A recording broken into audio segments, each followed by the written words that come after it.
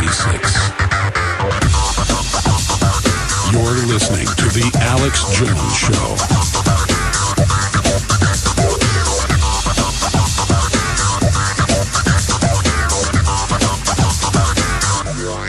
There is a war on for your mind.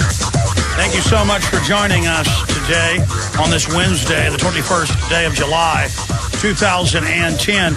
You know, I was thinking during the break of Ohio and Michigan and California, where they'll have 120-something sheriff's deputies and they lay them off down to 44.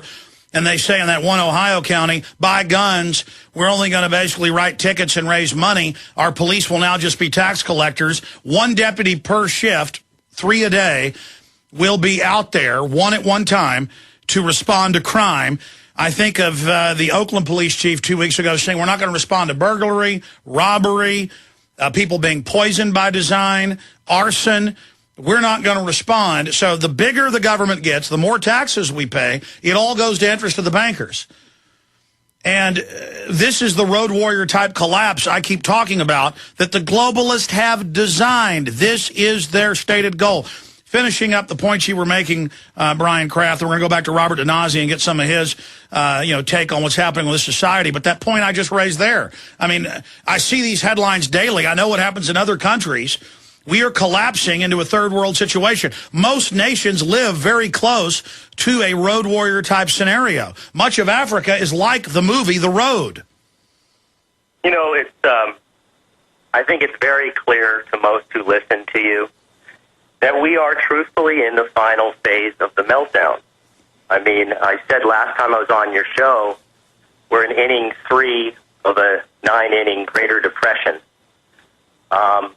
And I don't think, but even saying that, Alex, I don't know that people still can grasp what that means.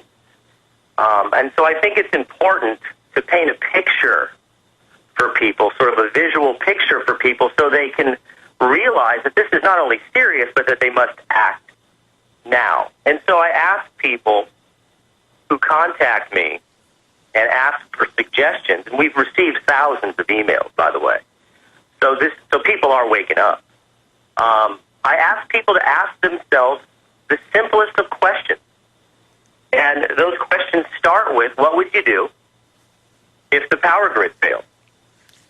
What would you do if you turned on your tap and no water came out? Or if the government tripled the price. That's actually what the IMF and World Bank do. There you go. What would you do if there was a collapse of law and order and you were truly out there fending for yourself? What would you do if you woke up and gas was $12 a gallon, or there was someone had siphoned the gas out of your tank? What would you do if there were mass migrations out of the city? What would you do if the dollar collapsed? How much food does the average American have in their cupboard? Enough for what, Alex? A week or 2 weeks to feed their family? That's not enough. And so we're trying to get the word out. Look, here's what we want people to do. If you have ears to hear and eyes to see, and you truly call yourself a truth seeker, a patriot, an American, someone who really wants to see the world that our founders, or the country that our founders intended, then just do this. Go to the website, thefallofamerica.net. Watch the trailer. Download the free gold report that's right there on the homepage. Tell 10 to 15 of your friends about the trailer. Watch it with them. If you can afford it, it's not expensive. Buy the film and discuss. That's all. Do that one thing. Discuss and watch the trailer and the film. Start there. I think your audience who does this, when they go and they read through the voluminous amount of information on the website, will see the truth and wake up and start preparing to survive this thing. Well, I mean, there is a small chance that the bankers could back off, but I've talked to so many economists and I've studied so much history, and they've stated over and over again, this is mathematically impossible to get out of unless we arrest the Federal Reserve heads, unless, and that's what the film The Secret of Oz covers is monetary solutions to extricate ourselves out of this. I mean, if we had good people running things, we could fix this and get out of it. I mean, if we'd elected Ron Paul and they hadn't assassinated him, if he got elected and he was able to do things, we would be able to reverse things. But he has said it would still be really tough. But the fact is, the globalists have got the accelerator all the way down to the metal, and this is the direction they want to go, order out of chaos. And so we're trying to wake people up so that as we go into this crisis, the controllers can't spin things even into more power for them. In fact, look at this today.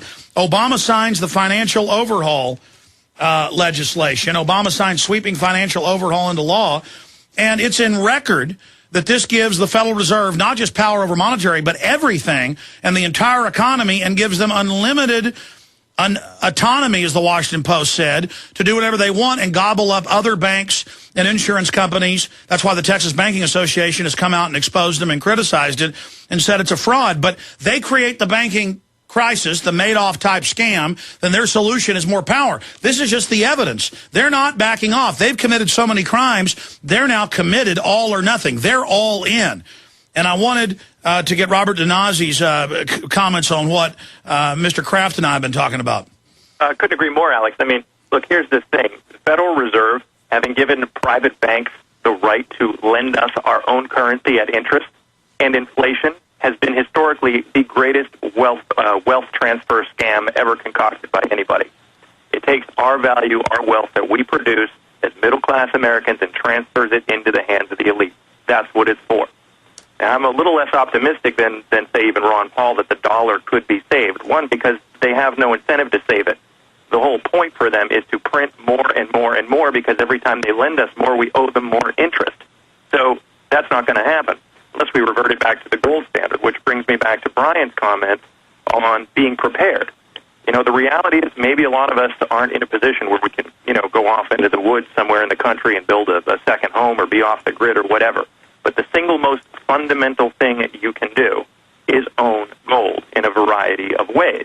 And, never mind the water not turning on tomorrow morning. I mean, we all woke up to 9/11. Can you imagine waking up to a financial 9/11? You turn on your TV, the markets collapse. You're told that, your dollars are no longer currency. They're going to have to be exchanged for something else. That is very, very real.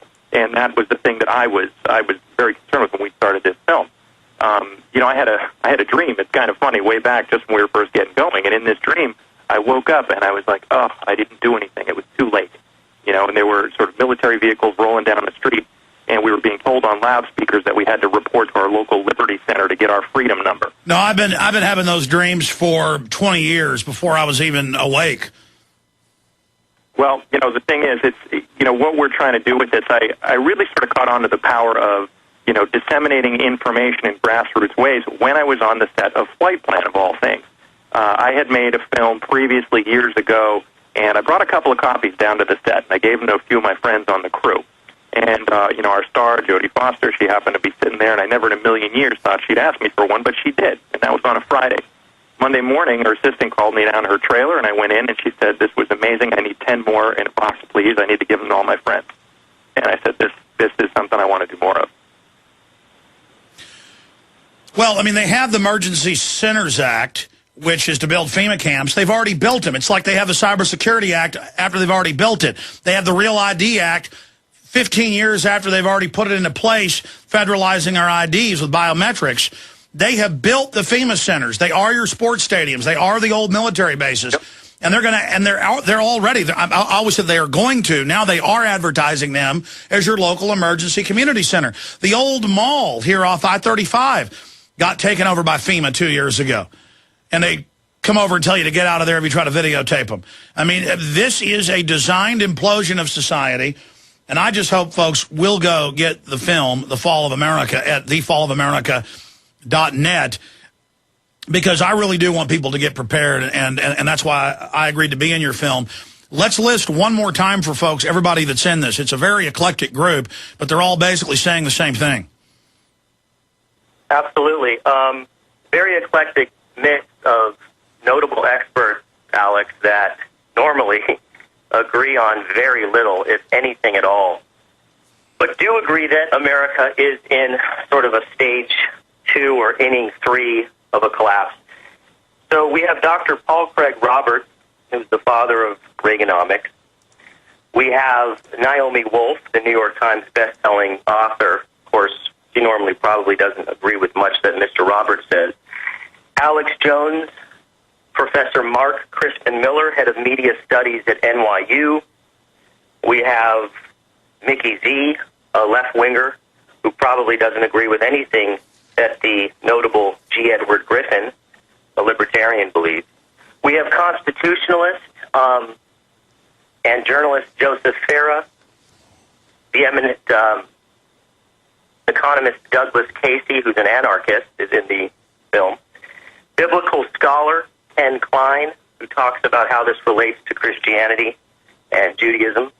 Author David Icke, historian Doug McIntyre, and economist David McIlvaney. There's also some literature